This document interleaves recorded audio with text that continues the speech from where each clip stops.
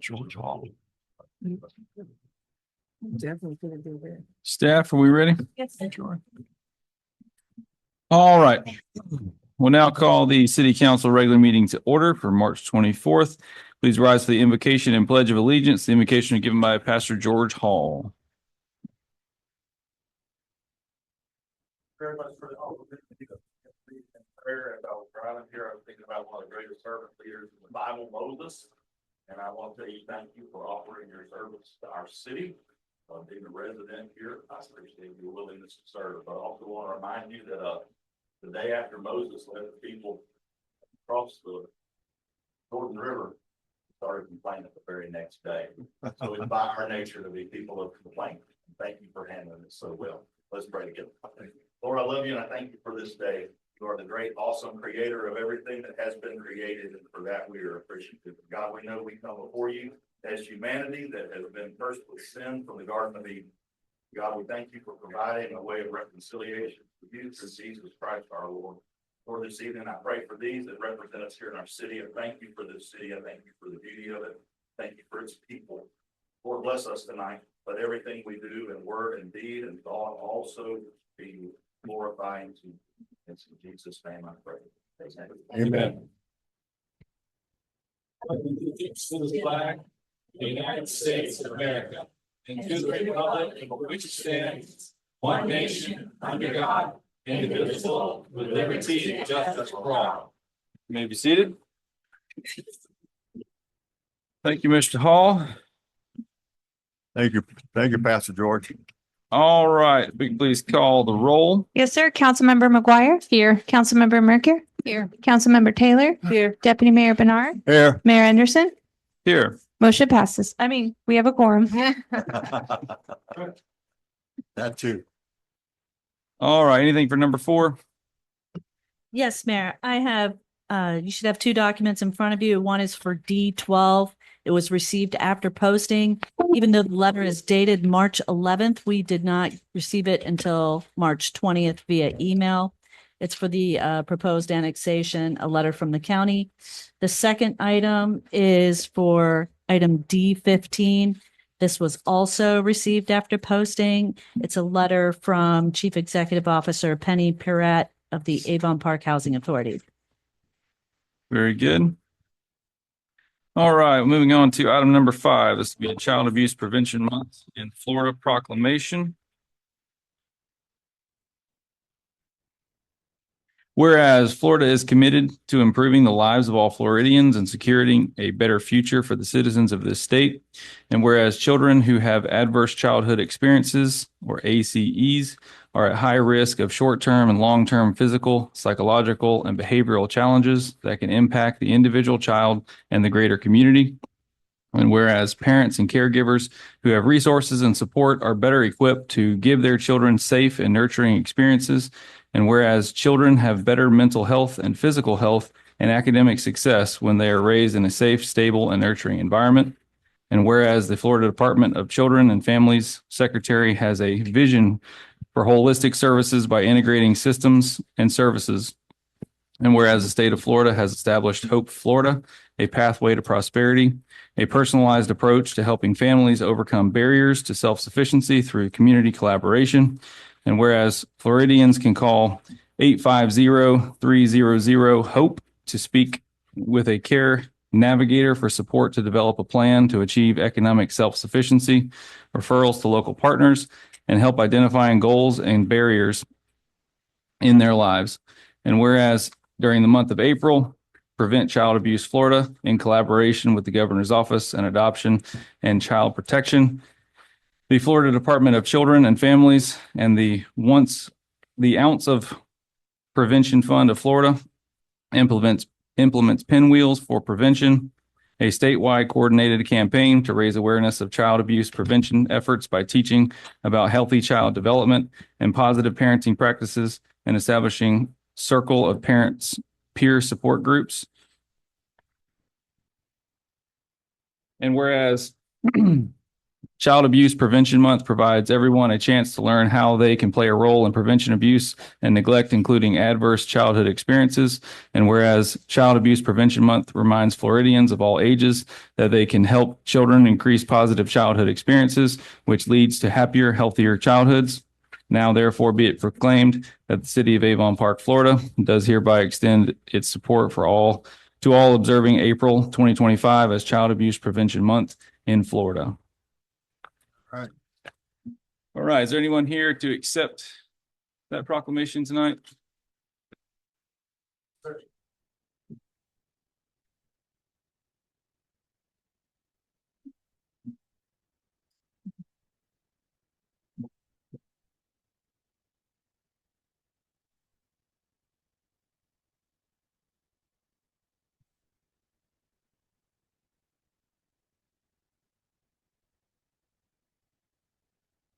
Thanks, everybody. I have a question about this Live United that's attached to this proclamation. Do we have these printed out and put in the front for the customers to see in case they should need any kind of information off of it? We can provide that. Okay. I just added it because it had a lot of resources Yeah, that they I have a thought lot of resources on here, so I went thought well that would with be a child. good idea. Okay. Okay, moving on to item number 6. This would be employee longevity recognition. Ms. Koger? Yes, we just wanted to recognize one of our meter readers, Michael Akins. He's not able to be here tonight, but he's served the city for 5 years now, and we just want to thank him for his service. Thank you very much, Michael. All right.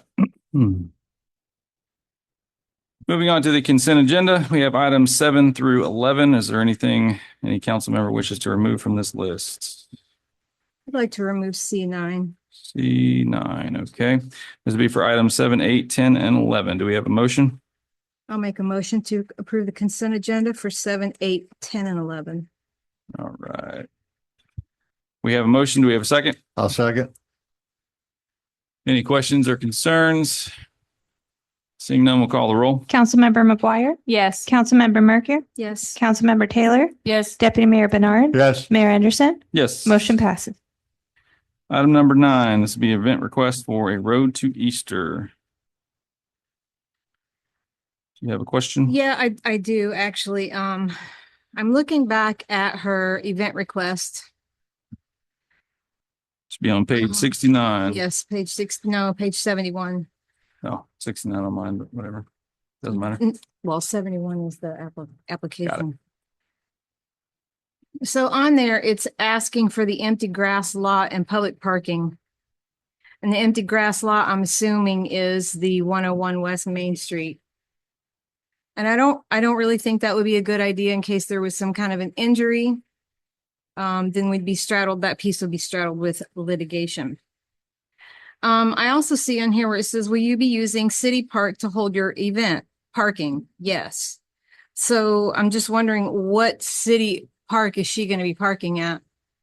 Donaldson? Because that's a long way to walk for No. parking. There's a CRA, or it used to be CRA. I don't know what they call it now, but CRA parking lot that's directly to the south of that. Is that the vacant one that's lot. at the very corner of the property? I mean, the Where that block? vacant lot is you're talking about, it's directly south. Same general So around the layout, but corner. no, it's just directly south. It's right next to that. Okay. Yeah. Okay. I think it probably used to be the parking lot that belonged to that building that was there, way back when. Okay, so just so we have it on public record, there's no request for road closures. So there should be no road closures. There's no indication that there's going to be bounce houses.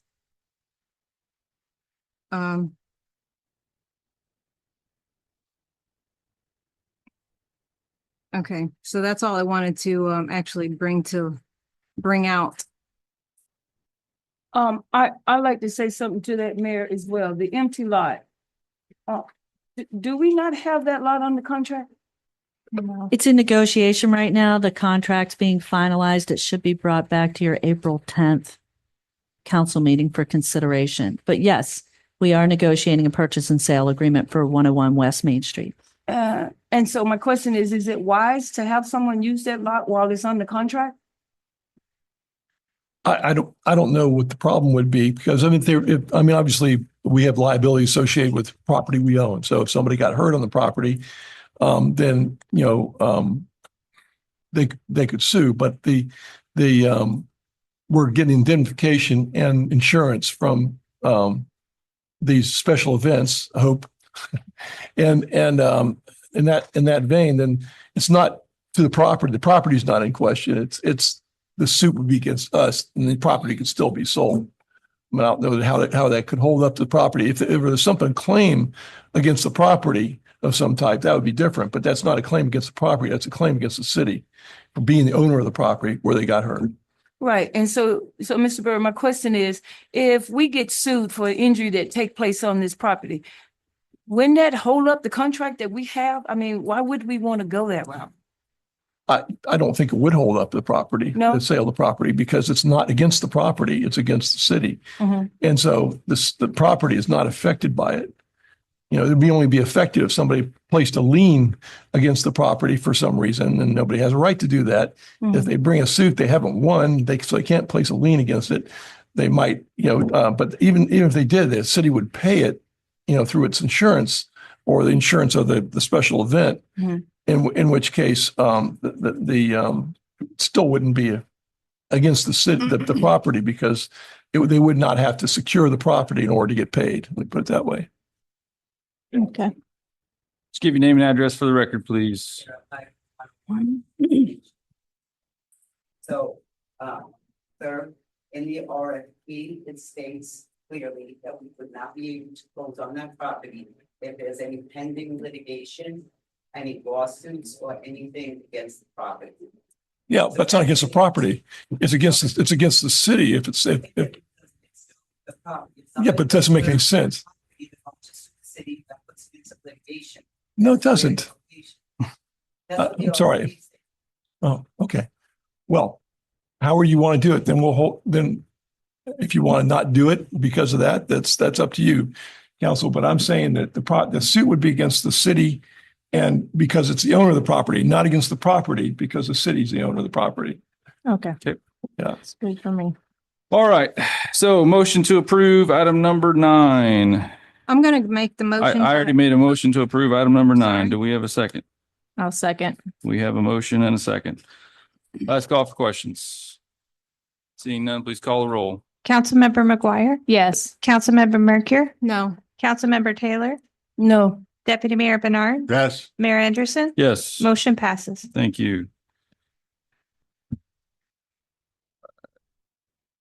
All right. Item number 12, we have ordinance number 02-2025. Is Dana going to be giving the presentation? Yes, we have Dana in the audience. We'll have to read the ordinance into the record. Maybe?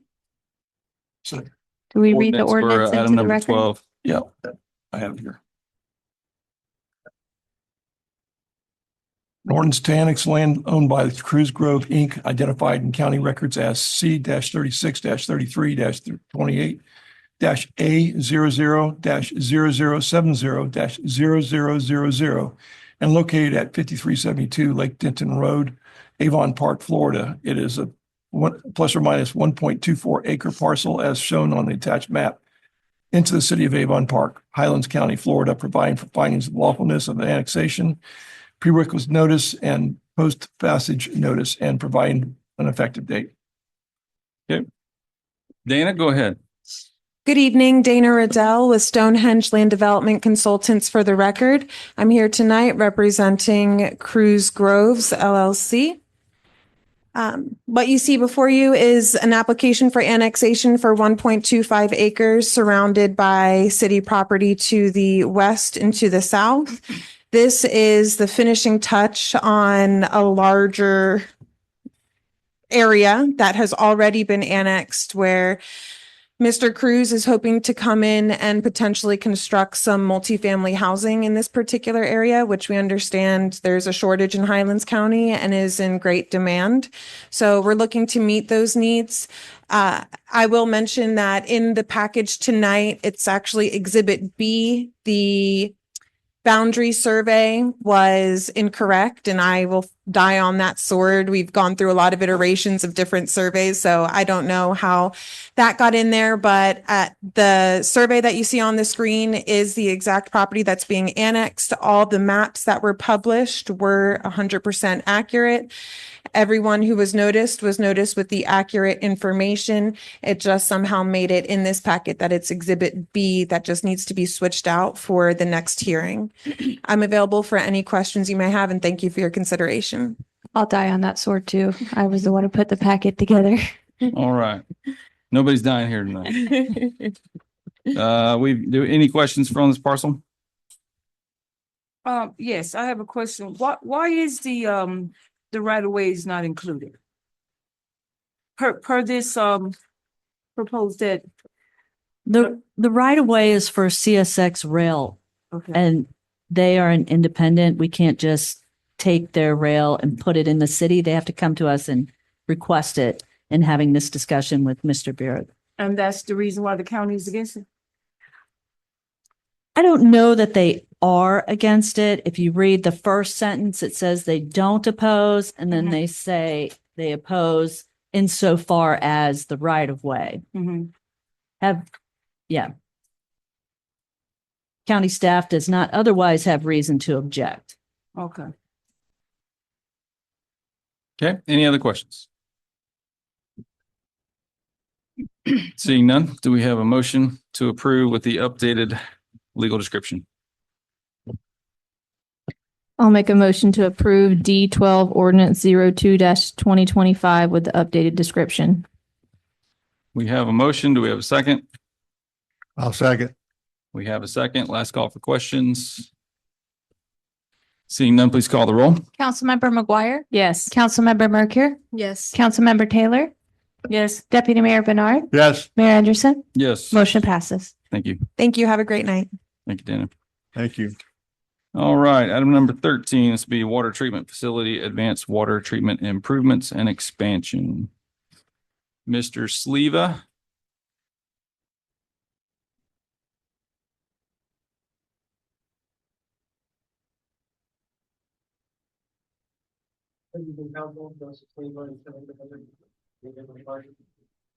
Tonight, we have on the agenda the approval. Oh, it's on. Good evening, Council. Joseph Slivas, Utility Manager for the City of Avon Park. Tonight, we are here in front of you to bring forth the proposal from Kimley Horn and Associates, IPO number 27, for the wastewater facility treatment, or wastewater treatment facility and advanced wastewater treatment and expansion proposal. Background, in December, the city posted RFQ 2416 for professional services related to the wastewater treatment plant improvements. After the closing of the bid process, the city only received one bid from Kimley Horn and Associates in the amount of $1,430,070. The state does not require rebidding and will accept our single proposal. The project consists of two phases. The first phase will be to meet the Florida Department of Environmental Protection Agency's administrative order for the new maximum level contaminants for total nitrogen and total phosphorus through membrane filtration. And there'll be other various parts of the project that'll be completed.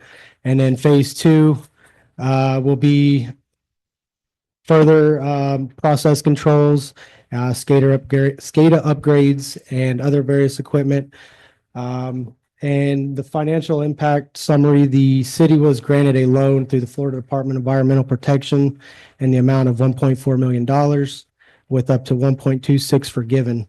And we do have other money available through capacity fees and CIP projects. So Jameson with Kimley Horn is here with me to answer any questions about the project if you guys would like. Okay. Do you have any questions for Kimley Horn? The estimated date of completion, is this the schedule in here, 20 months from the NTP? Yes, that's correct for the design of the project. So after we first design, we're going to focus on the phase one because that's the most important to meet the new DEP requirements. So we're going to focus on that design first and then go out to bid. And then I would expect another 18 months to 24 months for the construction portion to be complete. And for the record, that was Jameson with Kimley Horn. Yes, sir. So we're talking 3 to 5 years before complete date of completion. Yes, date that of is completion. correct. I would expect, probably year 2028. Okay, any other questions? I just have one question. The 1,400,000 plus, that's just for engineering costs?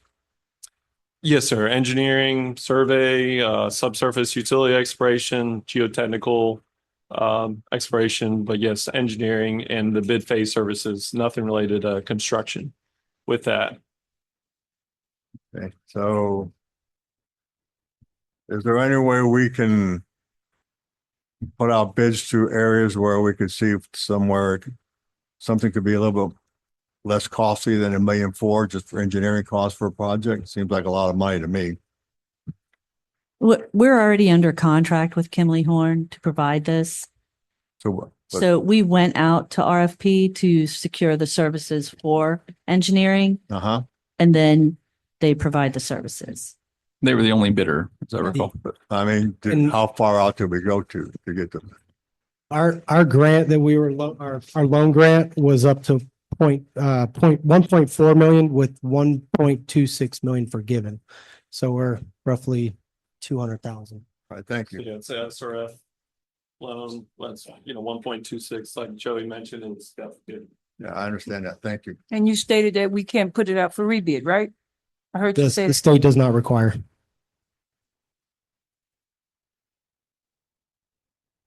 Any other questions? Seeing none. Oh, yes, ma'am. Just give your name and address for the record, please. Maria Sutherland, 900 West Main. My question is, what is the probable cost of the actual construction? And where is the money coming? For construction, I would estimate between like $15 to $20 million. The construction funding is, I know the city's currently been seeking for funding for that. They haven't received any grants or anything like that yet.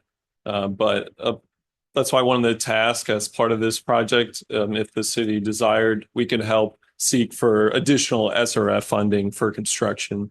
If for some reason the city does not receive any grant money, then at least you could get the SRF loan, zero, like low interest, and hopefully again, you get debt forgiveness as well.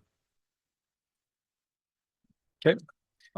I have a question for you again, sir. As the engineering firm, are you able to go out and apply for grants for the city yourselves? Yes, sir. We have staff on hand that focus solely on grants. So I know where we've been trying to help the city with grant funding. Okay, thank you. Any other questions? Seeing none, we'll be looking for a motion to approve item number 13. I'll make a motion to approve D13, the wastewater treatment facility improvement expansion. Okay, we have a motion. Do we have a second?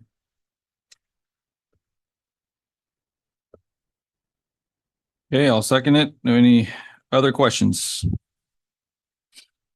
Seeing none, we'll call the roll. Councilmember McGuire, Yes. Councilmember Mercure,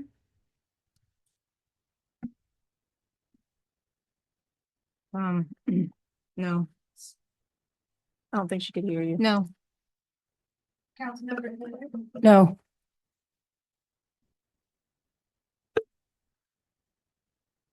Yes. Mayor Anderson. Yes. Thank you. All right, anything else, Mr. Sleva?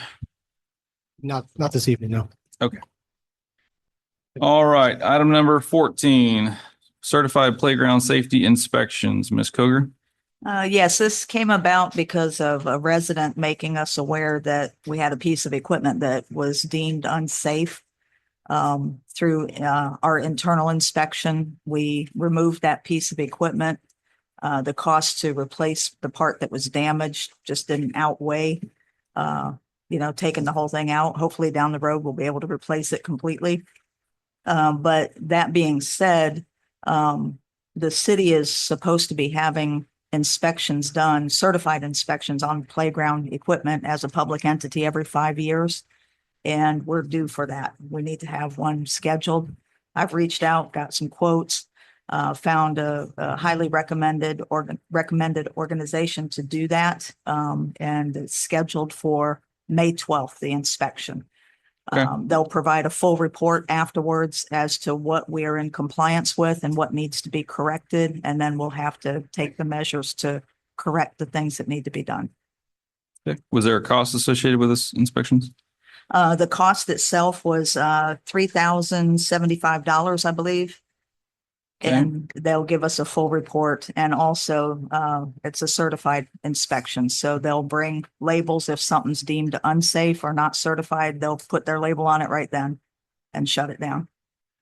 And I'm assuming most towns use outside agencies to do it rather than a staff member. Yes, we talked about having somebody internally certified. And after doing the research, I wouldn't want that liability. And I don't think we would want any of our employees to have that, because if something was certified and it wasn't correct, they would not only come after the city, but they would come after that individual Sure. that certified it. So Okay. Any other questions about the inspection of the? This is Play for all of our parks, right? All of correct. our We equipment. have 4 parks with playground equipment on it. Mhm. So as a proactive approach, is there any way that we can, or does anybody go out and just look at those before? How often do we do that? Currently, we do not, and that's part of the problem. I've gone out myself and taking pictures and just visually noted there's a number of things that we need to get compliant. Once this is done, we will train our park staff who will do daily inspections. I'll go out with somebody quarterly, but things will be documented. So if there is an issue, it needs to be addressed immediately, as opposed to after somebody gets hurt. You said quarterly? Yes, I go quarterly because they're inspecting it daily. Oh, okay. Yeah, they're inspecting it daily. They're going to do weekly reports, once trained on what they need to be looking for. And then quarterly, I will go out with them as well. Now, if something comes in on a report noting something, of course, I'll go out as the reports come in. But to officially go out and do a walk around myself, I was going to do it quarterly. So do they check the ground too, like, or just the equipment? And I say the ground, that sounds so funny. Like, why are we checking the ground? I know a lot of times there's glass, there's metal, there could be drug paraphernalia. Who knows? Yeah, one of the problems that we have currently is the playgrounds are supposed to have 12 inches of certified surface mulch, and we do not. That's one of the issues that I saw immediately when I was out walking around. But once that's in there, maintaining that is also going to be part of the component. And yes, they will need to be looking for stuff like that. So now the piece of equipment that you took out, will it be replaced? That's up to council and funding. We did look at like the cost of a slide itself. It was one of the slides that had it was like a 4-inch by 3-inch hole at the base where if a kid was coming down and got their hand in that, it would snap their fingers. I mean, it was that level of problem. And just for the slide, it would have been $10,000 to put that on a piece of equipment that's already in disrepair. So a brand new one, you're probably looking at a lot of money, probably $50,000-$60,000. Jerry, would our CRA funds cover that? Playground equipment? Into the park, yeah. Well, then, So Denise, as you went back on our records, what was the last inspection you saw? I could not find one. Yeah, is this a replacement of equipment or is this a new setup altogether? That would be a new setup of one comparable to that Expanding it? Okay. size. Yeah. All right. Mhm. Yep, should, I'll cover it. And this happened at Donaldson Park, right? Correct. Yes. ma'am. So were all the other parks checked at that time once we found? Yes, they were. There was two other things that were noted at 2 other parks that have already been addressed and taken care of. One was one of the exit slides. I believe it was at Durham Martin. because they didn't have the adequate mulching. The concrete base of the slide there was already showing and it had jagged edges. So if a kid came off the end and fell backwards, they could get injured. I believe our Public Works supervisor was looking into that and they were going to smooth that down and get that covered. And then the other one over at, what is it, Alignment White? Is that the name of it? There had been 2 trees that were removed, but the stumps were left, causing a trip and fall hazard if a kid was running through there and hit that. They have since removed those. Well, And I that's don't that's just the few things that I don't know about the opinion of the rest of the council members, but I would like to see us replace the equipment that's missing through our CRA. So if we could maybe Yeah, we can. look into that. Yeah, but you can't replace equipment. Maintenance is not allowed. What? So if you're missing equipment, that has to be replaced by the city as opposed to the CRA. Instead of park. Could we include it as part of our big plan? If it's going to be an expansion, like you said, we could include Yeah, it with our you've got a Donaldson big- Park plan that we already have Big going. plan to improve the park through the CRA. Yeah, that's something that. Okay, so we're not replacing it. We took it out and now we want to buy a new one. Bigger, How's- bigger, Wanna better. Expand it. He wants Bigger to and better. expand, Keyword expand. Okay, change the footprint. all right. Okay. So obviously we have the ability to make this safe for the time being. Is that right? Yes. Okay. So if as long as it's safe for the time being, then we would make it part of our total rehab of Donaldson Park that we're looking at. And that will come up just as soon as we possibly can, right? Okay. Thank you. Can I ask, I need to ask an off-topic question. Do we treat the parks for ants and fleas? That I do not know. Jared, I don't think is here. So Okay. I don't believe so. And my next question, Denise, is how often now would the park be inspected? Now that Once this inspection is done, and we have the full report of the corrective measures that need to be taken, they're going to be inspected daily. As well as currently, we're going to be sending people out to look at them. and you expected this inspection to take place when? It's scheduled for May 12th. May 12th. Yes, ma'am. But you're saying in the meantime, we're not going to conduct any inspection? No. Our parks people, when they're out there, they need to be looking at this every day. Okay. They're out there every day. Okay. Mhm. Okay. Then I have just one question for Denise. Then in the future, for any other 5-year mandatory inspections, that is a responsibility of HR department. Yes, I would talk to Danielle about it and we decided it would be best because that's the timing of our property appraisal to run it at the same time. Okay. So every 5 years, do both. All right, good. Thank you. Any other questions for item number 14? Seeing none. Item number 15 is the Avon Park Housing Authority Board reappointments and appointments. So I'll speak to this. We talked about the Avon Park Housing Authority reappointments over several meetings. We were asked to hold off on an appointment until we could speak with the members to confirm that they are aware that attendance is absolutely tantamount to the success of the board. Penny Pirat has provided you with a letter that is on the dais, explaining that she has contacted them, explaining the reasons and the efforts that the candidates, Felita Knighton and Lisa Pugh, are making to remain on the board. During that time, we also received 4 applications for people interested in serving on the board. We also have 2 vacancies on that board. So tonight we are looking for a decision from council on whether to reappoint those 2 members and then appoint 2 new board members to fill those vacancies, or if you want to do all, that's up for discussion tonight. Okay. All right. So you only have 2 vacancies. Yes, If you sir. want to add more, you'd have to remove someone. Is that right? Yes, sir. All right. So according to the letter from Penny, it looks to me like she's supporting all the members that are there now. Is that correct? Yes, sir. Okay. All right. What does the council say? I think as long as they realize that we're serious about their attendance, I honestly think they'll try better. Okay.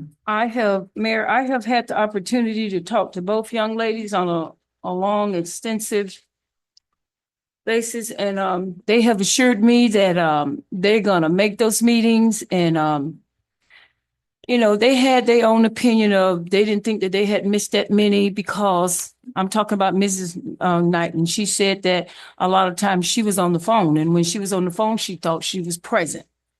And so she didn't think that she missed that many, and, you know, she wasn't too happy about it, but I had a long conversation with her, and she said that she would do her best to try to make those meetings, and like she don't even know why her name even came up, because she didn't think that she was violating anything. And for as Miss Lisa, she has decided to, she has 2 jobs. And the second job, she has decided that on that particular Tuesday, she would not work that job that night so she can make the meeting. So if I had to recommend, after talking to them, I would recommend that they both stay on the board until Okay. further notice. All right. So we have 4 applicants and we have 2 vacancies. So it looks like at least a couple of these applicants also sit on other boards. Is that We have produce any issue? Terrence Wills and not Patricia, I'm sorry, Chris Downey. Yep. And the other 2, Patricia Shepherd and Crystal Bryant, they don't have any other Correct. board positions. Okay. All right. I'm assuming you've already vetted to make sure that Mr. Wills and Mr. Downey don't have any conflict there because they already are on a board. There's no issue. I spoke with the city manager. Okay. And she found that there is no issue. Correct. Okay. All right. Any suggestion as to, of the 4, which 2 council would like to select? The only other thing that Penny says in her email is that they wanted to run any of the applicants past their attorney to make sure that there was no conflicting issues. Staff have any insight into, has that happened yet or not? We've never been asked to do that before, and I kind of question that, considering that these are council appointed positions. Mm-hmm. But Jerry would be the expert. Jerry, do you see any merit there? Well, I've got a conflict because I think that your housing authority is represented by Saxon Gilmore, which I'm of counsel to. But I don't think that they would have said that the chapter 723.078 applies, because that's Homeowners Association statute. It applies for chapter 421 for statutes. But I haven't talked to them about it or anything. And but if they want to run it past her, I see no problem, no reason to run it past. If they have objections, then we might have a problem with that. Sure. So you think the council could select 2 names and then they can also run their check, and Yeah. if I a don't conflict see- comes up, then we'll take action at that point. Yeah, well, if they refuse the appointment, then because of something they find, then I think there'd be an issue with that. Okay. But, then we'd want to know what the basis is, and they can bring that forward to you, but nobody but, the mayor with approval of the council, approve under 421, and nobody else does. So if they have something that they want that they have a problem with, so suggest who you're going to select and let them do their review, and then you can make it based on their recommendation. Okay. All right, well then, if that's the case, then I'd like to make a motion then to go ahead and approve Chris Downey and Patricia Shepherd to the Housing Authority Board. Okay. We have a motion for Chris Downey and Patricia Shepherd. Do we have a second for that motion? Going once? I'll second. We have a second. All right. The hesitancy in a second, I'm assuming there's conflict there. Is there anything in the council? I just think they're all 4 are very good candidates, and they all would serve the city well, but I think also we'd need to maybe rewrite the ordinance for their bylaws or whatever to figure in some alternate positions for that. Is there any alternate position? The Avon Park Housing Authority Board does not have alternates. And the statute doesn't provide for it either. So I don't think you could add them. If the statute provide for it, then you could do that. But since it's a special district, you have to read everything literally. I think we went through this with the CRA as well. Everything has to be read literally. If there's not alternates, then you can't have alternates. Okay. And I may have asked you this question before, Ms. Christie. Do you have an order when the applicants was submitted? Comment real quick. Mr. Wills serves on the Planning and Zoning Board, so I think that might negate his ability to serve on this board as a dual office holder. I agree. Yep. Even though he's very well qualified. Okay. Okay. Who did you say? Wills. Mr. Terrence Oh, Wills. okay. All right. In answer to your question, I received Terrence Will's application first, then Chris Downey, Patricia Shepherd, and then Crystal Bryant, in that order. Okay. Okay, so we do have a motion and a second.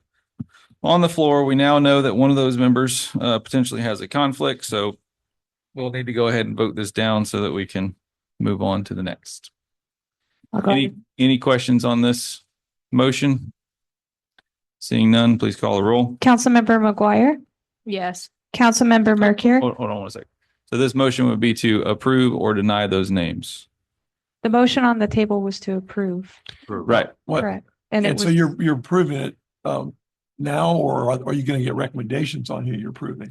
So it's found that what the motion was that Mr. Terrence Wills is one of the names, and Mr. Wills, according to staff. the motion was for Shepherd. Right. Oh, excuse me. Yeah. Sorry, But So- he wasn't one of the ones. Chris Downey serves on the CRA Advisory Board. my mistake. I thought you were going to consider hearing from their attorney with regard to the proposed appointees and then making the decision. No, I'd like to put them on. I don't, I mean, they're already on the advisory board.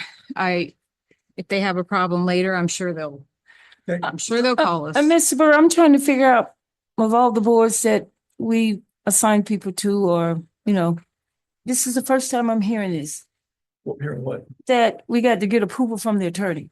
I haven't heard it either. I'm not saying it's right. I'm just saying it's not an approval for the attorney. I'm saying that their attorney doesn't have the right to approve it. I'm simply saying, if you want to, you can hear what they have to say as a form of recommendation and make a decision based on the recommendation after they do the review. But their attorney doesn't have anything to say about who's appointed that you do. Okay. So should Okay. we make the motion based, per no outstanding conflicts type of a deal? Well, if they have some kind of a conflict, it would have to be a dual office holding conflict. Right. Well, if there would have been a conflict, we would have already known because they vetted them already. Correct? I did. You did send them already, or you did not? She did. Is this better? Yeah. I did send the applications to Penny Pirat this afternoon, or this morning, I should say. Yeah, obviously, if there's a conflict, they're going to let us know about it one way or another. So Yep. I don't think there's any risk of not knowing if there's an issue. So Okay. we've got two names selected. We've got a motion on the floor to approve those two names. Yep. I don't see any reason why we can't move forward. Move forward, please. Any other questions or comments on this motion? Seeing none, we'll call the roll. Councilmember McGuire, Yes. Councilmember Mercure, Yes. Councilmember Taylor, Yes. Deputy Mayor Bernard. Yes. Mayor Anderson. Yes. Motion passes. Thank Do you. we need another motion for the two to remain on the board since they're up for renewal? Yeah. Was part of your motion to also renew the three or no? We already renewed the Two. one gentleman Correct. last time. Two. Okay. So we'll go ahead and make a motion to approve Felita Knighton and Lisa Poe Yes. to the Avon Park Housing Authority. Can there be an exception to that? I am now the alternate to the housing authority. And so. You're the liaison, not the I'm alternate. sorry, the alternate liaison to that housing authority. And so they already know I'm gonna be watching them close. So if they don't do what they supposed to be, can this board consider the next person that was in line? If they don't do what they're supposed to, you come tell us. and we'll Yes. take action. I would recommend against removing anybody tonight. Yes. And the reason for that is 421.07 says for inefficiency or neglect of duty or misconduct in office, a commissioner of authority may be removed by the mayor with concurrence of the governing body. That's you. But a commissioner shall be removed only after he or she shall have been given a copy of the charges at least 10 days prior to the hearing thereon and have an opportunity to be heard in person or by counsel. In the event of removal of the commissioner, a record of the proceedings together with the charges found therein shall be filed with the office of the clerk. So We didn't finish taking roll. We technically don't I even don't have a think we motion had a yet. second yet. Yeah, we don't even have a motion in a second yet. So- All right. So that's basically it. If you want to remove somebody, then I think what you need to do is vote to have the clerk provide them with the required information and let them know that they can come here for a hearing and be heard by themselves or with an attorney if they wish. Okay. For tonight, I mean, I didn't hear any support in removing. Everyone seems to be in support of keeping them. So is there a motion to approve Ms. Felita Knighton and Lisa Poe? I make a motion to approve Miss Lisa Pugh and Miss Felita Knighton. Second. All right, we have a motion and a second. Last call for questions. Seeing none, please call the roll. Councilmember McGuire, Yes. Councilmember Mercure, Yes. Councilmember Taylor, Yes. Deputy Mayor Bernard, Yes. Mayor Anderson. Yes. Motion passes. So I have a question now, and in the future, should we run into this again? Can we put them on like a probationary status? No. Okay, thank you. That's what I needed. I mean, if you want to remove somebody, there's a procedure. You have to give them due process, which is what this is referring to. Okay. But we don't have to wait 2 years though. You don't have to wait 2 years. But Okay. yeah, but it's got to be you have to have evidence of inefficiency or neglect of duty or Gotcha. misconduct in office. Neglect of duty is clearly not showing up. It's Okay. So if they miss more than 40% of the meetings in a row, that's sufficient, correct? well, Or that's for you to determine. I mean, I bet that's what it said in the rule there. yeah, I don't have the bylaws, Okay. so I would like to get a copy of those and didn't find them in your code. So Do we have a copy of those? We do have a copy of the bylaws. Okay. can you distribute that, please? I can. Thank you. All right. Item number 16 is the Avon Park Community Child Development Center, Inc. Looking for a waiver. Ms. Kelly? Yes, sir. Thank you. So as the council knows, staff has been working diligently to review existing leases and current insurance certificates for those leases. It's come to our attention that the Avon Park Community Child Development Care Center, we have been paying for their insurance for the past 5 years and have not been reimbursed for that. They, due to no fault of their own, have had some unfortunate, unforeseen circumstances hit the center. They're asking us to waive the past 4 years, and they are asking for us to accept a payment plan for the current year's premium of $4,733. That payment plan would look like $1,000 a month starting April 1st until it is paid off. And I do believe I saw Mr. Furr in the audience earlier. Oh, great. Okay. So he is here, the legal counsel for the center, if you have any questions. Okay. Do we have any questions for the gentleman? I do. I have a lot. Okay. Sir, would you mind coming to the microphone?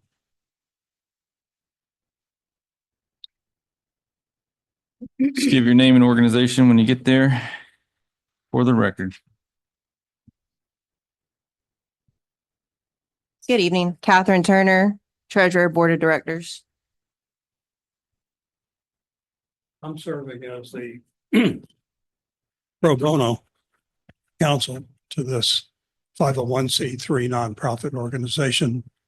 And the person who's prepared to address the issue, if you don't mind, Dr. Kelly is the treasurer, Catherine Landers, if I may let her speak. Yes, yes, please. Thank you. Okay, thank you so much. Annabelle Beeching, Director of Avon Park Community Child Development Center. Good evening, Council. Thank you for hearing us today. As Dr. Kelly's already made you aware, we're here looking for forgiveness for the past due insurance premiums. We were not aware that they were due. We had not received any bills for the premiums. I've been the treasurer going on 2 years and then going back through documents and switching from one director to a next. I did not find any files regarding or any bills that had been paid going through financial documents. So we humbly apologize that, this amount has not been paid. But at this time, we certainly cannot afford to pay that back premium. And we ask for forgiveness. We ask for a waiver of the past 4 years. We want to pay the current premium. If you'll allow installment payments, we can even pay the $4,733 in full. But we do like to pay our bills. And since I've become treasurer, I've been working very diligently as a volunteer to get this institution back to where their finances are in order and bills are being paid. Miss Annabelle here would also like to say some things on our property insurance as well. We do now have coverage for the portables, and the city has been covering the property for the concrete buildings. Yes, we were able to obtain for the property insurance for our portable just last month. And currently, because of the finances right now, so we are really trying to see if we can have that waiver because at right now, we're also in the proposal for the new fiscal year, and we want to include at least $6,000 because we have a partnership with Redlands Christian Migrant Head Start. And that's going to be included for our next fiscal year proposal. So we're on the roll already of trying to present the new expenses for the following fiscal year. Okay. Any questions for the organization? How do you get your funding? We have a partnership with Redlands Christians Migrant Association. That's part of our funding. We also have a partnership with Early Learning Child Care, which is state funded. And then we also accept a certain amount of slots of private care. And we also are with the USDA food program for reimbursement for providing 2 meals for our children daily. So are your kids that attend that center, do they pay, or is that a voucher type program? It varies from program. Our CMA, they do not pay unless they do stay later than the program allots for. ELC is based on attendance and it's based on the financials of the parent. So, we might have a child that pays $7 a week and we may have a child that pays $35 a week. So each program has its own items that we based follow. according to their income?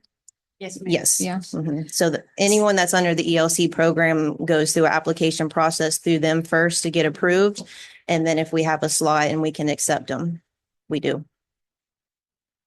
So this unfortunate event that occurred, do you not have insurance that would have covered that event?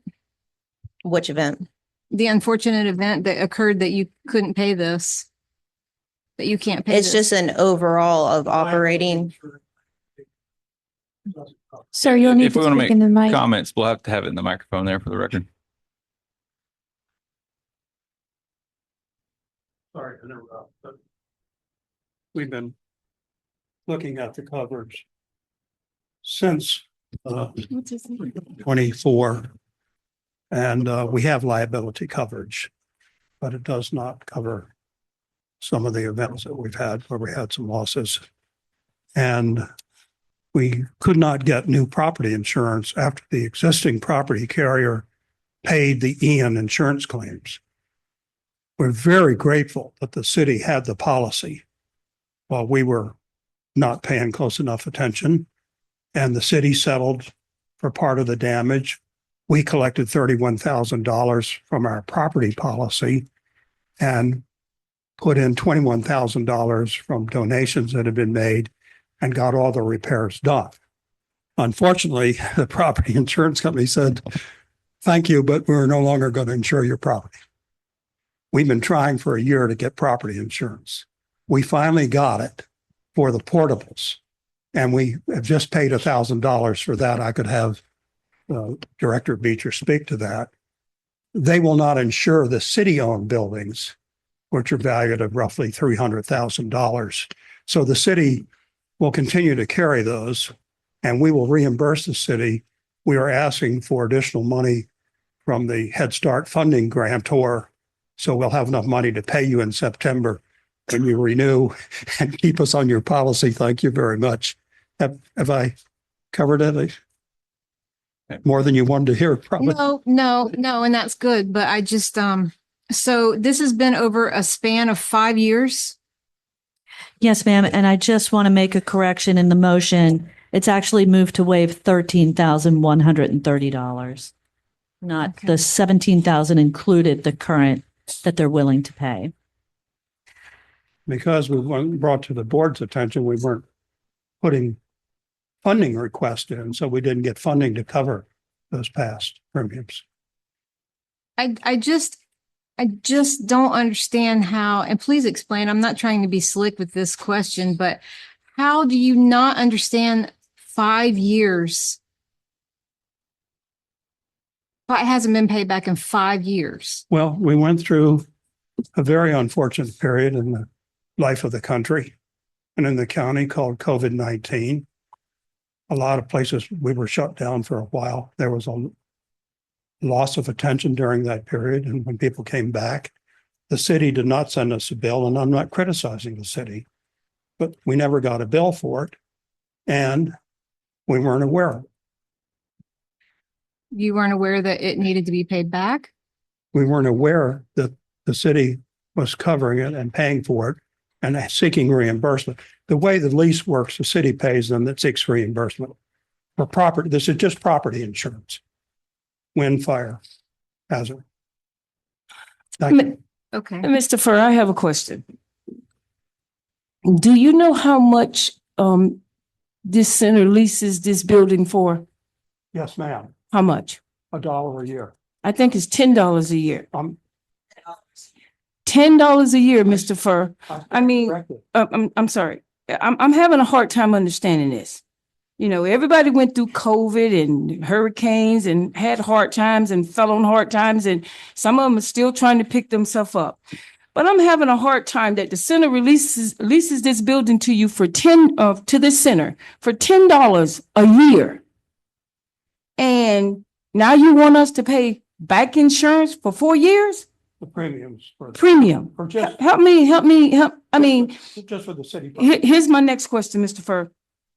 Annually, how much does this center bring in annually? With all these different fundings that we got coming in, how much does this center bring in annually?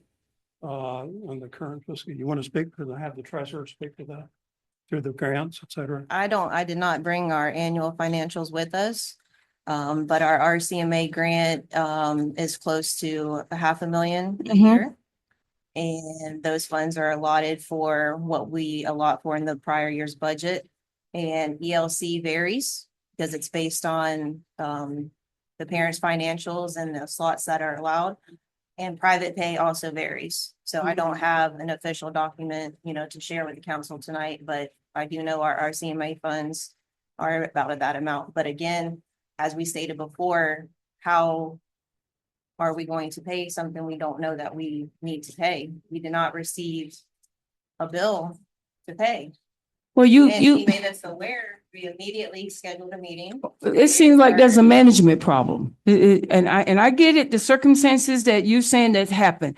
But this thing, if you don't know that you running a business and you don't know that you need to pay insurance, that's a problem. Well, All insurance bills that we have been given to date have been paid. And now we are made aware of this. So We are trying to pay our premium for this year. Dr. Kelly, To pay. just to clarify, they're not seeking for us to pay an additional 13. This is money we have already spent, we have already paid for. They just do not want to pay back the 13. Correct. Right. they don't want to pay it back. And I think that they should. I mean, I looked at your contract today. And do you know when your contract said that you supposed to pay it back? Do you have any idea? Well, it's a lease. Right. I could get it out and read it, but I I think. think it said 30 days. What the lease provides. We're looking at is 4 for- years. Pardon? We're looking at 4 years. And if I read it right, I thought it was 30 days. The lease provides that we're supposed to get the insurance, but if not, then the city will place it and seek reimbursement for the Right. premiums, Right. which is a standard procedure. And we are extremely grateful that the city did that. And we're not, please understand, we're not faulting the city at all. We had some mismanagement and we've got it under control. We brought in some accounting firms to help us impose new controls.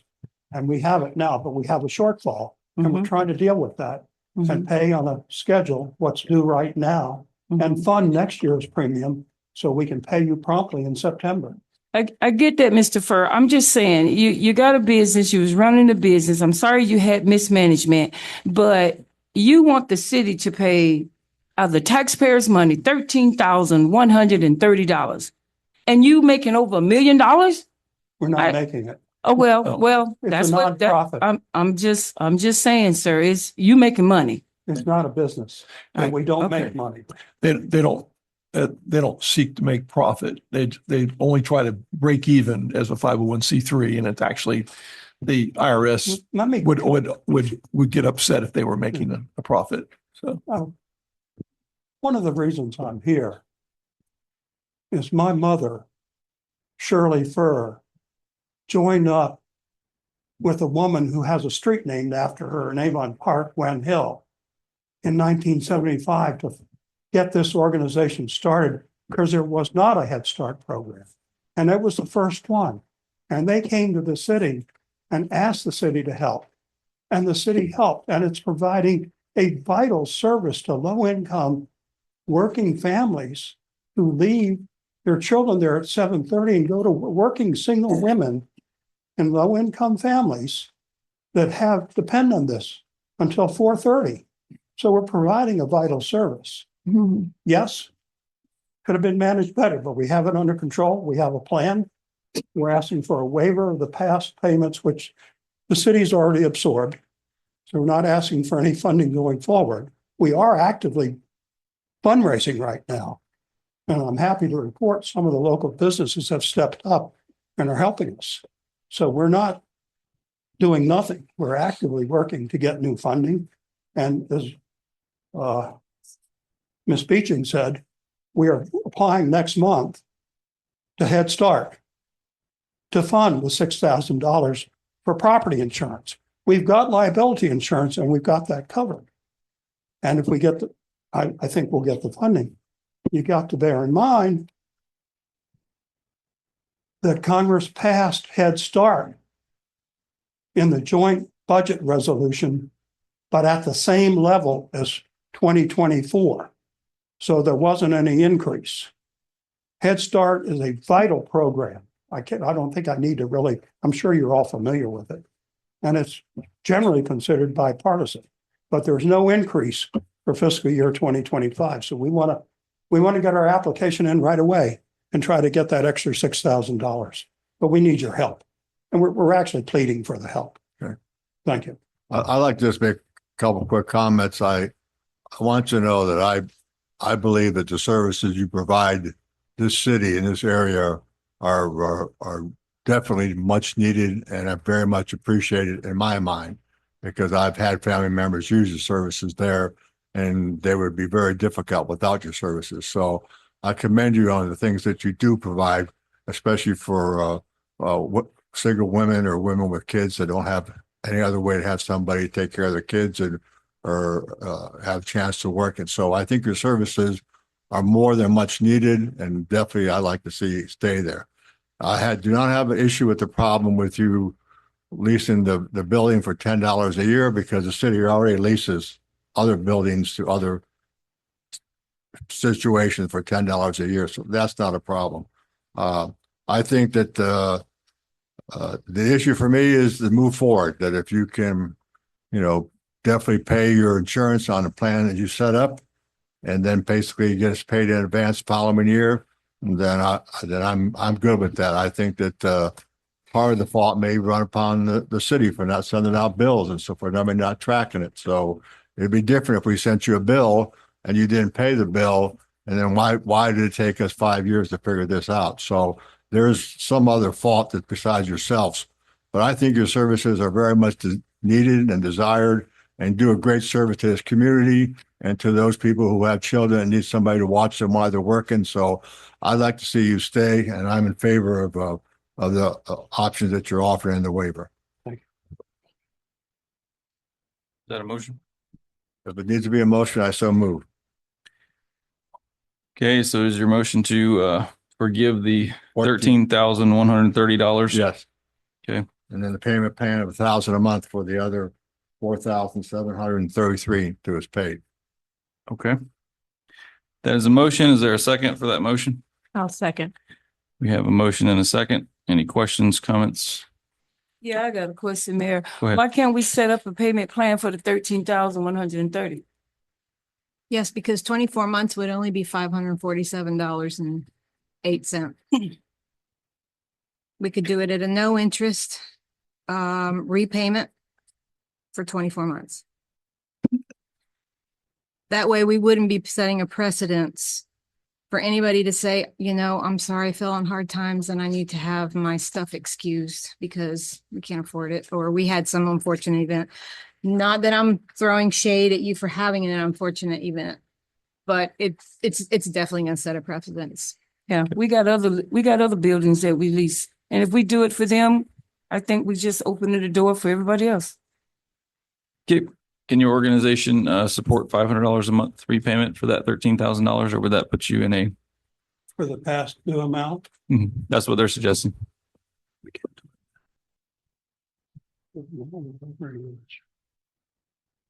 We have a significant shortfall. And I don't think we can do that now. Okay. Any other questions or comments? We do have Well, a then motion and a second on the floor. Could take it out a little bit further if you'd like. That would be divided by 48. $273 if we go 48 months.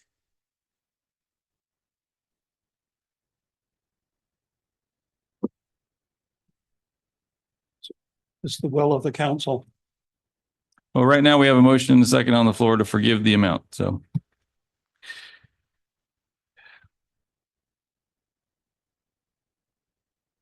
The question's being posed to you of, do you think that you can repay that 200 and what was it? 200? 73.54 over 48 months. If our fundraising efforts that we just reinstated are successful, we can. But as of today, no. Okay. So can we ask you that if it's possible for you to do that in the future, that you would do it? Like the state, yes, if we're able to raise the funds, we will allot funds for that. Okay. All right. Well, as I said, we do have a motion and a second on the floor to forgive the amount of the $13,130. The organization did say that if they can repay it, they will. Any other questions or comments? So what kind of a motion is this? Are we excusing it or we're letting a Motion on payment the floor plan? is to forgive $13,130. That's the motion that's been made with a second. Plus the existing 4,000 some odd dollars, 1,000 a month. Correct. Mhm. So that is the actual motion. Any other questions or comments? Seeing none, we'll call the roll. Councilmember McGuire, Yes. Councilmember Merker, No. Councilmember Taylor, No. Deputy Mayor Bernard, Yes. Mayor Anderson, Yes. motion passes. Thank you very much. Thank you very much.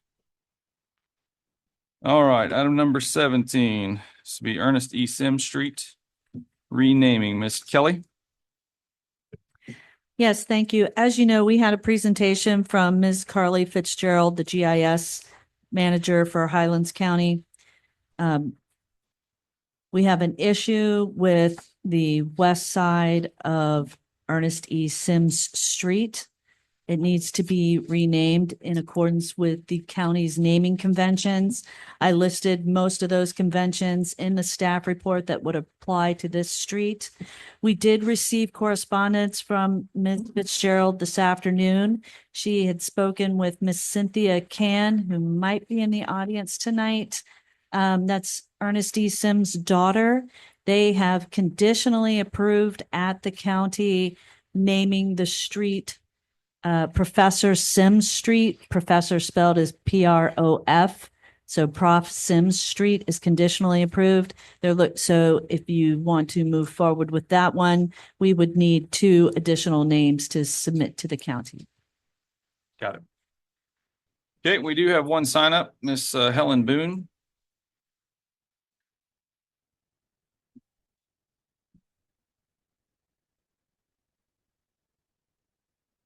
I just see the one sign up. Do you know who you submitted Oh, your I'm form sorry. to? Oh, There's a sign up for Maria Sutherland, but just says city business. So I didn't see any other signups here. It was signed last week. Oh, well, it wouldn't be present if it was Wouldn't be last. on that one? No. But just give your name and address for the record, please. Good afternoon, evening. I'm Cynthia Sims Can. My father was Ernest E. Sims. And you're correct.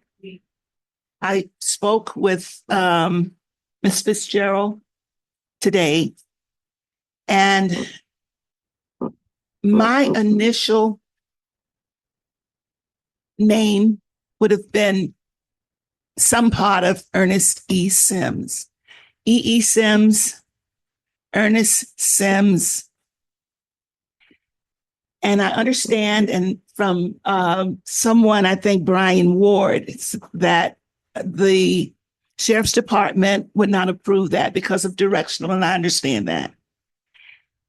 There's only one thing that I would like. I understand first that the number of characters on the sign matters.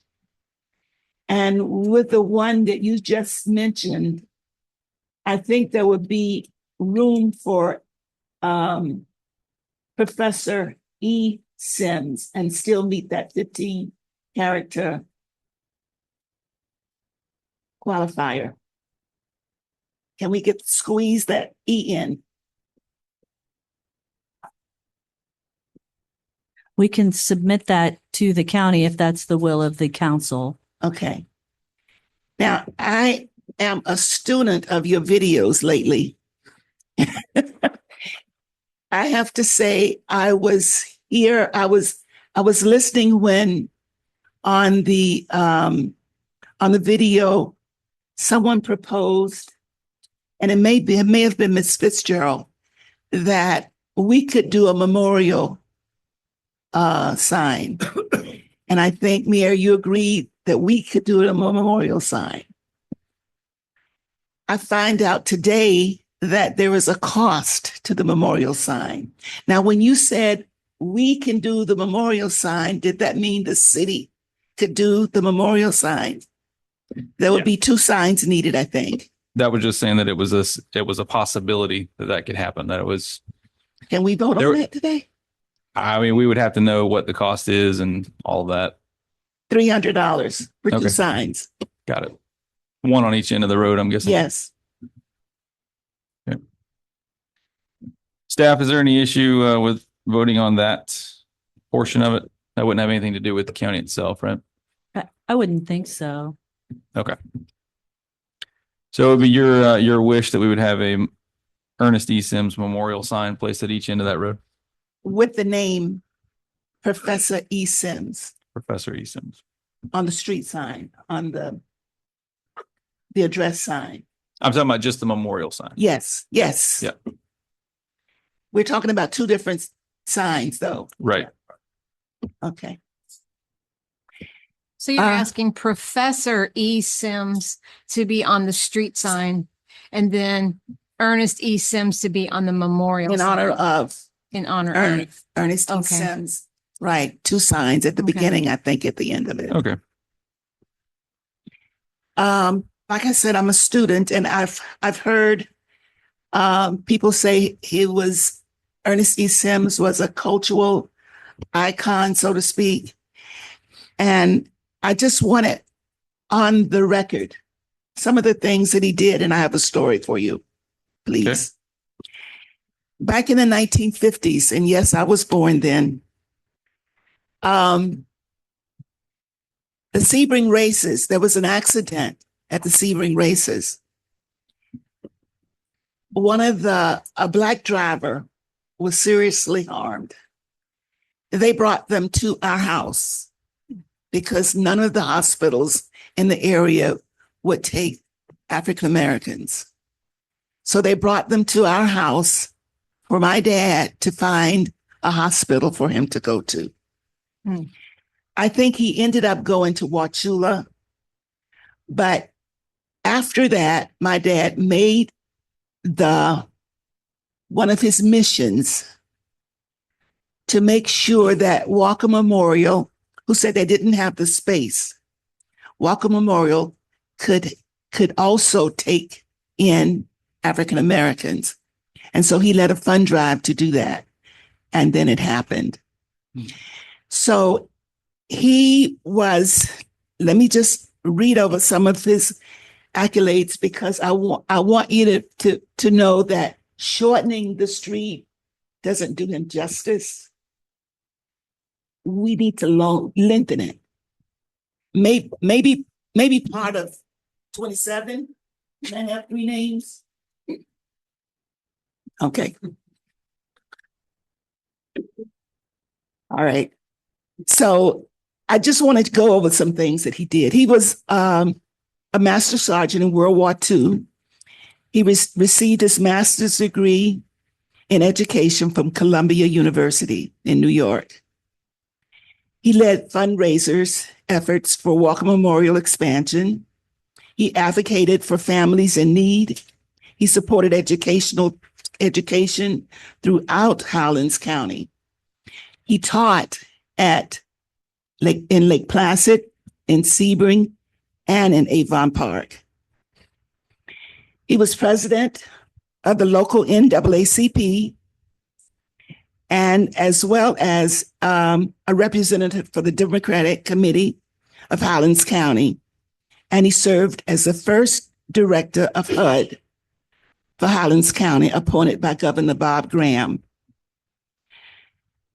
I wanted that on the record, please, because I was hearing, I'm not sure what he did, but I wanted clear what he did, some of the things that he did. And that's a small list. Thank you. Yes, ma'am. Thank you very much.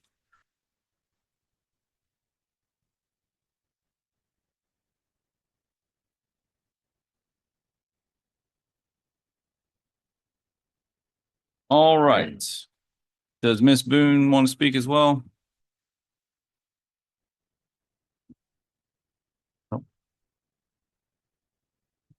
I think I'm you seeing decide. she might change her mind later. Oh, that was from Helen. That was Clara. Got it. But she lived on Ernest Sims. Okay. Well, if she wants to speak, just have to get her up here to the microphone. Going once, going twice. She's coming. All right.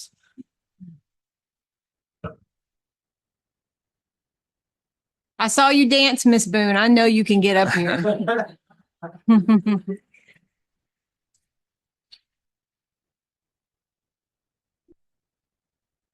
My name is Clara Tolliver Boone. And yes, Mr. Sims was my principal.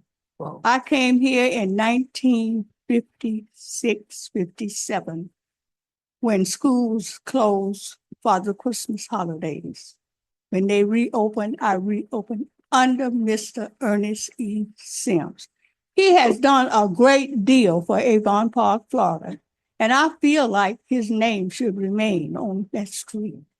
I live on Ernest E. Sims Street, 305 East Ernest E. Sims.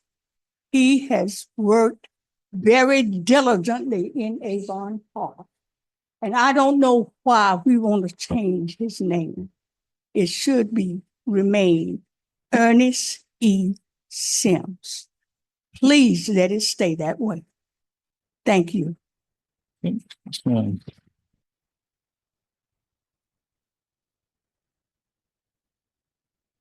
All right. Anyone else wishing to speak on the naming of the road? Let's give your name and address. Hi, I am Demetrius Fleming, and I also live at 211 Ernest E. Sims Street. Yes, ma'am. If it makes a difference, why won't you put a east and a west? The county rules won't allow the denotation of the direction or the street, road, anything like that. There has to be an actual difference in the name itself. And I So you're believe- saying the name is too long? No, it's just that it's interrupted by the railroad track and traffic can't go from one side all the way to the end. So there has to be a difference, noting that they're two different roads. Because right now, I guess the police officers think that it's contiguous and that you can actually take it. So if they get a call that's on the other side of that, they go to a dead end. Now they have to go back and go around, and that's the issue. No, I agree to leave it as Ernest E. Sims also. Yeah. Thank you. I was a little confused too earlier whenever I talked to Miss Kelly, because I know that we have streets in Avon Park. Walnut Street is one, for example. Walnut goes from 27, stops, then there's basketball fields, wastewater plant, railroad track, couple city blocks, and it picks up again. But what the problem is, I guess, is because it's in the county. This is a county thing. This isn't a city. Right. So I thank you, Miss Kelly, for clarifying that, because I had a bunch of streets ready to just with that argument. So other words, Miss Shelley, you're saying it starts in the city, but it ends up No. in the county. Ernest E. Sims. Ernest E. Sims, the north side is the city. The other side of the street is the county. Okay, the east side. The east side is No, the the city. south side is the city. So, I mean, I mean, I mean directional, north, south, east, and west. It runs east Oh, and west. yes, it runs. So on the and east west. side is the city, on the west side is the county. That's what you're saying? No, I don't. I think that across the street is the county and another side is the city. So It's you're divided by the street. you're both saying the same thing. So the east side is wholly contained within the city. Uh-huh. The west side, the north side of the street is within the city. The south side of the street is within the county. Okay. That's the problem. Yes, ma'am. Just give your name and address for the record, please. Frederica Shepherd, 305 Ernest E. Sims Street. Yes, ma'am. I am 62 years old and have been on Ernest E. Sims Street all my life. Part of the history there, Mr. Sims is also my godfather. I'm very proud of that fact. Part of the history there is Hopewell. This is a school where he was principal at, where he hired my mom that's 93 years old. So that's history on that street. To change it, it's just gonna be, we're messing up history on the south side. So I'm hoping that you guys will just leave it as is, or maybe find another way, but leave Ernest E. Sims as Ernest E. Sims. Thank you. Yes, ma'am. May I make a comment? Yes. I just want to be very clear that it's not the city or staff that wants to make this change. We're being directed by the county to do it. So we agree with you. Okay. And what is the likely outcome if the city simply refuses to give a suggestion? Well, I would hate for the county to just pull a name out of their hat and name it whatever they want. Yep. You have to come to the microphone there if you want to ask a question, brother. Come to the Right microphone. there. Name and address and then ask your question, please. Johnny Roberts, 2282 West Nassau, Avon Park. Yes, sir. Do they already have a name for the section that goes into the county? Has the county suggested a name? They I have heard not. it was Mr. Spry. Yep. Is that correct? I don't know if that's the county suggestion. Right, but we have a- from what I heard is that from where the city stops and it Mm. goes into the county, that they was gonna do Mr. Clarence Pry. I haven't heard that yet, but there's a That- woman behind you that seems to have a little clarification, maybe. That was a discussion that our previous public works director had with some community members on what to name the street. So that was several months ago. Well, if it's a conflict, then that should be a no-brainer. Mr. Spry, Lacey Hill, he had successful business there and store there, and he provided shelter for people for a lot of years. I mean, it's a way to honor both people without having to go back and forth, falling out. If the county part, where the city stops and the county takes over, Clarence Spry would be a nice name for that too. He was a great man on that side of town, Lacey Hill. That would be for the council to consider, Right, not me. Right, I'm Okay. saying, I don't see what a conflict would be if the county was Clarence Spry and the rest of it is Ernest Sims as it is. So if we did that half Ernest E. Sims up to where the city part stopped and the county part picked up and then go with Mr. Spry. Clarence, you said Clarence Spry? That's a way to honor both people. Are they still looking for us to change Ernest E. Sims too, or just keep it as that and rename the second part? The part that is west of the railroad track has to change. Okay, so then Ernest E. Sims would stay the same. And On we the would, east side. we would Part of come it. up with the other side on the other side of the track Right. as Right. another name. Okay, gotcha. All right. Yes, This ma'am. lady, didn't know if you saw her, sorry. Let's give your name and address before you speak, please. My name is Laura Austin. My address is 2130 West Argonaut Road, Avon Park. Yes, Good ma'am. evening to everyone and God bless. I'm here tonight just to talk about a couple of that came to Avon Park in the early 50s. That was Clarence and Gussie Spry. Just to talk about them a little bit, when they came to Avon Park, Clarence pulled up to this spot right on the corner in the county, which we then called it Lacey Hill. I guess you call it now the west side. Clarence got out of his car, prayed about that spot right there where his property is now. And then he began to build with his 4 girls and his wife. And then from there, things just started to grow. Then he started the apartments right there on that corner. So talking about naming that west side, I would say Clarence Spry or the Sprys or however the sign would be with the county. I grew up there, which is the west side. And Clarence got out and cleaned that spot there where the buildings are now. He actually cleaned it with his hands and a wheelbarrow, along with his family, his wife, and his girls. And they built a home there for their children, and the family began to grow. And then they built the apartments, and those apartments are there today, still there today. And then he started just building, and the family began to grow, and the family grew into 10 children in this family. He's been a great inspiration to the community I know of, and I agree with that. And then he began to, they began to have a grocery store to start feeding the other people in the community. And Miss Gussie, she started feeding the people even in the community. And Mr. Spry even started telling other people how to build their houses. And this man had little education, but they did it under the unction of God leading them. And I know that for a fact. Then the community began to grow with the different people in that community. And Mr. Clarence had the store there, and everybody started coming to the store.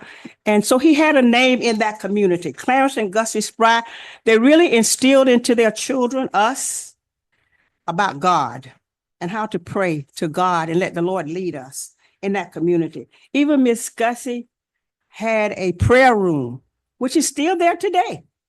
And people would come and they would pray in there and talk to the Lord about different things. And that still speaks volume to me about that community in that area, which I'm talking about is really the west side, that really needs to be renamed, not the other part. The other name for Mr. Ernest E. Sim, leave it as it is. What a great man. But the side that the county's talking about, it is from, I think, from the railroad track back, going back towards Highway 27. It would do justice for both people. They were both great families in this great community. Now, you wouldn't be able to Google this up because they're not there. They had little education, but they were giants in making sure that their children went to school and got a great education. We went to Hopewell. We went to E.O. Douglas during the segregation time, bus 20 miles away. They made sure that their children went to school. Hopewell, Avon Park High School, and E.O. Douglas. Thank you for listening to me for this inspiring story for these two great people, Clarence and Gussie Spry. They deserve a name there in that community. If you say so, if it be so, God bless. And thank you for listening. Thank you. Ma'am.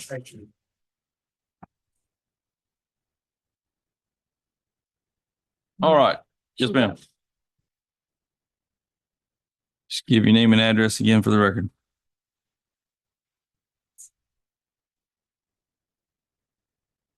Cynthia Can, 1304 Statewood Drive. Yes, ma'am. I have all respect for what the Sprys did for the community. I am here now because I looked at that.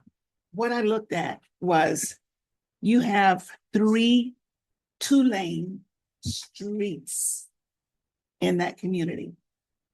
You have 2-lane circle. You have 2-lane drive. You have 2-lane, and you have South 2-lane Avenue. I don't want to take away from the Sprys at all. And I don't want to take away from Ernest E. Sims, his legacy at all. Not shortening. And so I was prepared to suggest Spry on one of those 2 lanes, South 2-lane Avenue. 2 lanes is enough for one city and a lake. Sure. One could be a Spry. Thank you.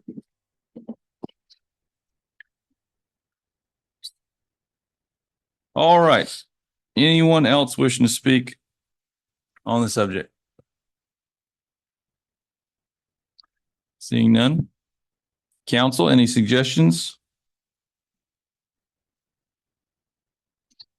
So I think, as Dr. Kelly said, we probably don't want the county to just randomly pick what they want to see there. The city should probably have some input. So I definitely think that it would be best to offer suggestions to the county, but it is just that it is a suggestion. They don't necessarily have to take what we say. Is that right? That's correct. But as long as they meet the naming conventions, they would allow us a choice. I do want to point out that in previous discussions with Jason Atkinson, Clarence Spry Drive Street Road, it is 16 characters, but in speaking with the county, they would allow us to use that. They would give us the extra letter. Very gracious of them. Okay. All right. So basically either one will work according to the county, but the council has to make a decision as to what we're going to suggest. Oh, sorry, Jim, go ahead. They're asking for up to 3 suggestions. Is that right? Oh, I'm sorry. Yes. They're asking for 3 suggestions. So certainly you can offer both.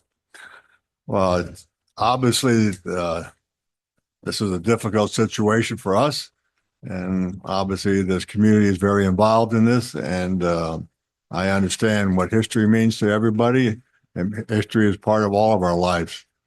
I'd have a difficult time making a choice because you're picking one or the other. And I personally, to make it easier on us, is to offer both suggestions and leave it up to the county. And then y'all can all talk to the county people and see what you can get them to do. But I guess that's just the easy way out.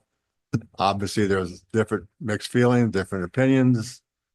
I've only lived here 20 years, so I'd rather not make a choice. That's my opinion. I have something to say. I was under the impression that when the county came to us at, was it the last meeting? Next to the last meeting. I was under the impression that we just needed to change the name of the Sims Street. I didn't know that we was here to rename a total different name, meaning this was about the Sims Street. It was not about renaming another family. I believe, and correct me if I'm wrong, I wasn't here when all the name changes took place, okay? And I think that at that time, that was your opportunity to name the street after your family. But once Mr. Sims' name had been placed on this, I think that it should stay Mr. Sims only because we wasn't here to change the name to another family. We was here to still represent Mr. Sims and however way we needed to do that. So I'm confused of how the Spry family got notified that we was changing the name to something else other than to represent Mr. Sims.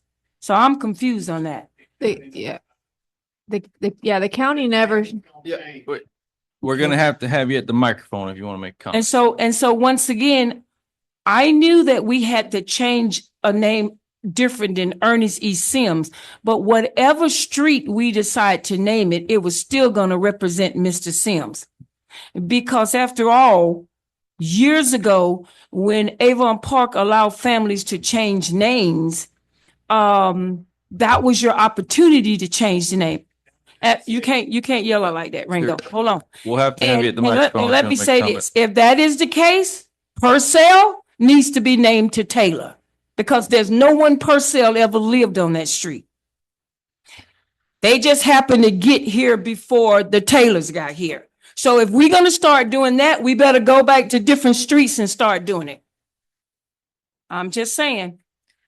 when the county came, just to clarify, she didn't tell us that we were keeping it Ernest E. Sims. They just notified us that a change was going to have to be made. And she basically said, we want to give y'all the opportunity, to put some names out there, but there was no parameters as far as it staying that specific name or anything. All right. So I don't know, maybe it would, somebody corrects me if I'm wrong from the audience here. From Ernest E. Sims from Memorial all the way down to the railroad track, which turns into Strong Avenue. Is that correct? Yeah. So leave that Ernest E. Sims Street. The other side would go to Mr. Spry, Clarence Spry Street. I don't have a problem with that. I don't live there. I respect your history. I think both families need to be honored. So I think that's my happy medium suggestion. And we could still do the memorial signs on Yes, both still do sides that. like they Yes, asked. yes, the memorial signs would still be done.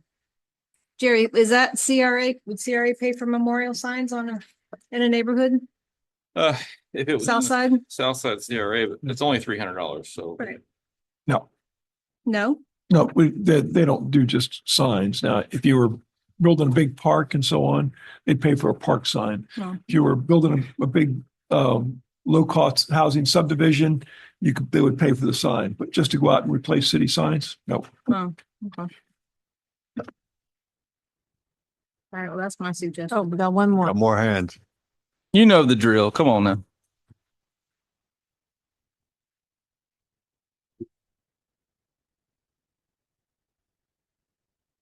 Brenda Gray, 410 East Lakeview Drive, Avon Park, Florida.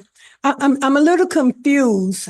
From Memorial Drive to the railroad track is Ernest E. Sims Street. Is that correct? Correct. That is So, correct. and that's in the city limits. Correct.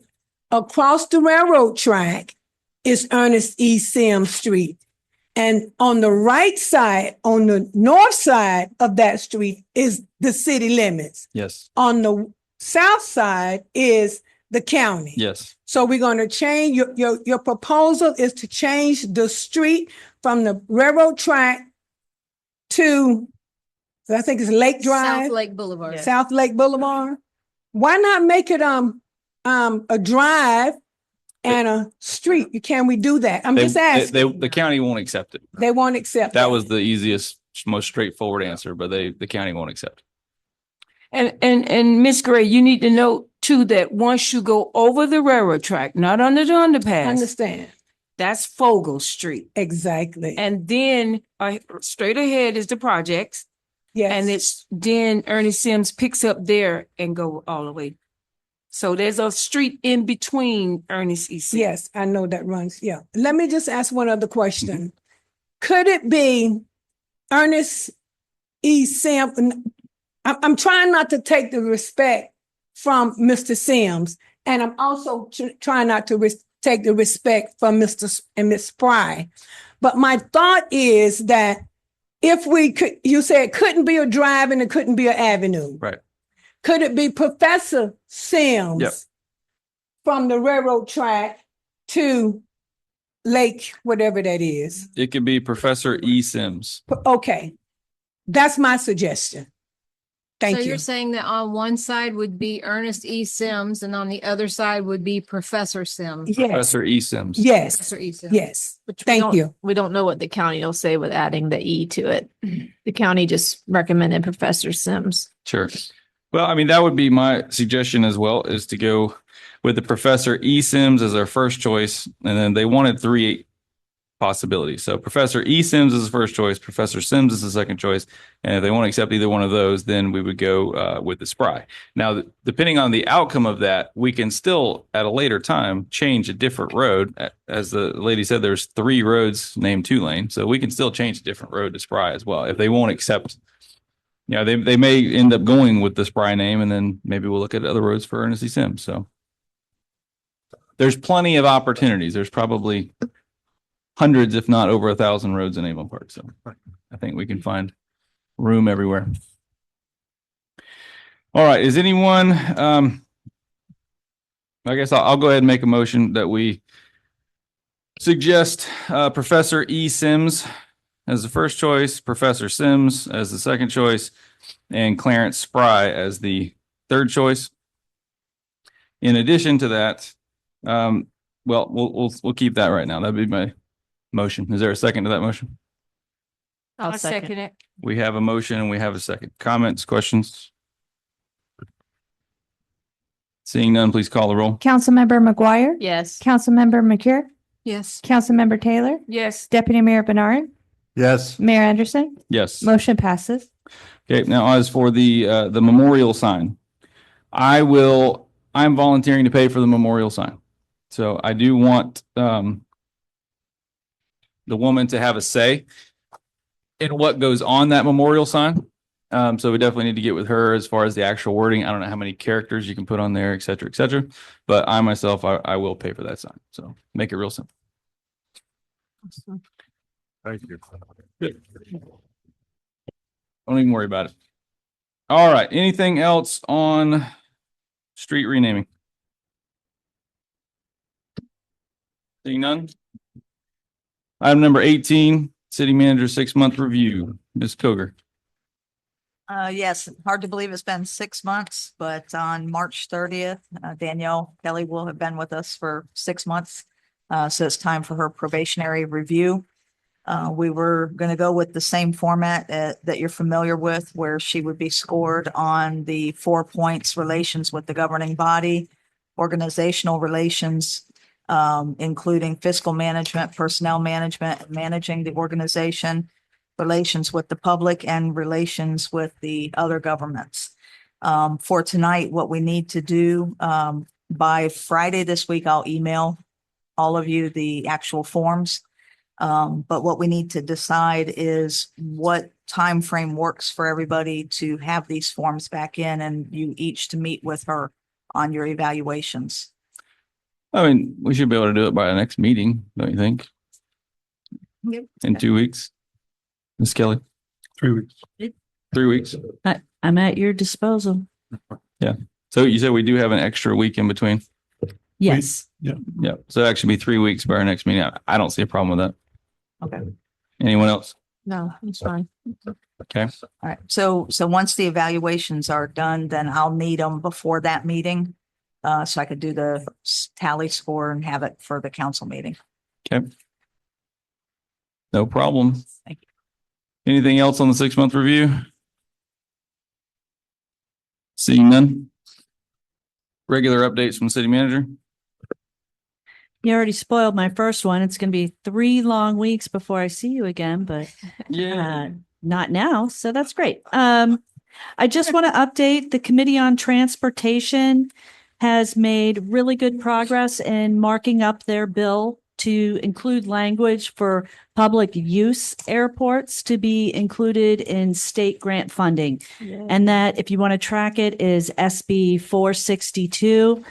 The companion bill in the House has not been identified yet, but we're suspecting it'll be House Bill 567, and we're monitoring that as well. Okay. Anything else? I didn't know if your legal counsel was going to provide the CRA updates, but I have updates on those as well. The bills, The what? the CRA bills. You Yeah, want me to- no. Okay. So you were told at the last meeting that HB 991 was being considered to do away with community redevelopment agencies. There was a hearing with the House State Affairs Committee that occurred on March 13th. There was a vote of 16 yeas and 8 nays to do away with it. So that has been referred to the Ways and Means Committee for consideration now. I checked the calendar before I came in here tonight, and it is not agendized yet on the House Ways and Means Committee for consideration. The companion bill in the Senate is SB 1242. It's sponsored by Senator McClain. It passed the Senate Community Affairs Committee on March 11th with a vote of 4 yeas, 3 nays, and 1 other.